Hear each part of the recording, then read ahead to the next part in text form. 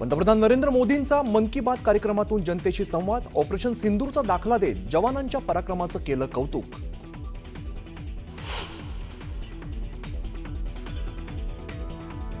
फरार निलेश चव्हाणच्या विरोधात lookout notice जारी, वैष्णवी हगवणेच्या बाळाच्या सुरक्षेला धोका निर्माण केल्याप्रकरणी गुन्हा दाखल झाल्यापासून निलेश फरार, पोलिसांकडून कसून शोध सुरू।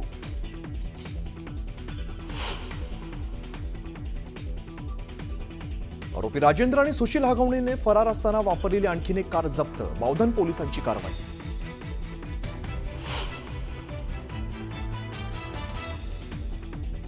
हगवणे लपून बसलेल्या मावळातील बंडू फाटकच्या फार्म हाऊसवरती पोलिसांचा छापा, फरार असताना राजेंद्र हगवणे याच फार्म हाऊसवरती होता मुक्कामी।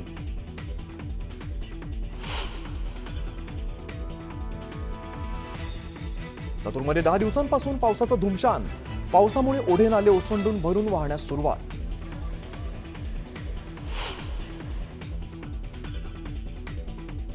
सातारा जिल्ह्यात पुढचे 4 दिवस ऑरेंज अलर्ट, मुसळधार पावसामुळे नद्यांवरील बंधारे ओव्हरफ्लो, नद्यांची पाणी पातळी वाढल्यामुळे कोयना धरणाचे दरवाजे बंद।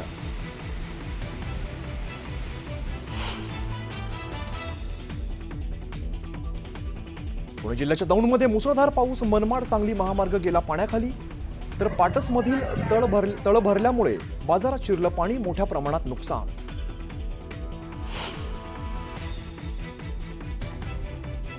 आष्टीच्या शिंदेवाडीत मुसळधार पावसामुळे 300 गोणी कांद्यांचं नुकसान, कांदा विकल्यावर वडील घेऊन देणार होते चप्पल आणि कपडे, पावसाने स्वप्नांचा चोरडा झाल्यामुळे चिमुकलीच्या डोळ्यात पाणी।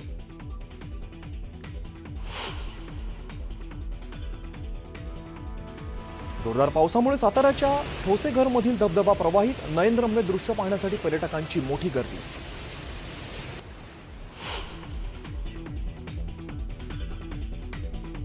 पतीकडूनच पत्नीच्या हत्येची 5 लाखात सुपारी, उलवे भागात 5 दिवसांपूर्वी महिलेची गळा चिरून हत्या, आरोपी पतीसह 3घांना पोलिसांकडून बेड्या।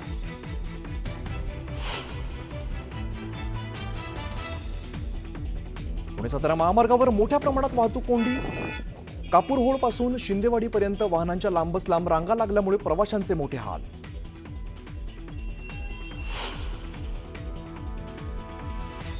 एनडीए शासित राज्यांच्या मुख्यमंत्री आणि उपमुख्यमंत्र्यांसोबत पंतप्रधान मोदींची बैठक, ऑपरेशन सिंदूर आणि जातनिहाय जनगणनेसंदर्भात चर्चा होण्याची शक्यता।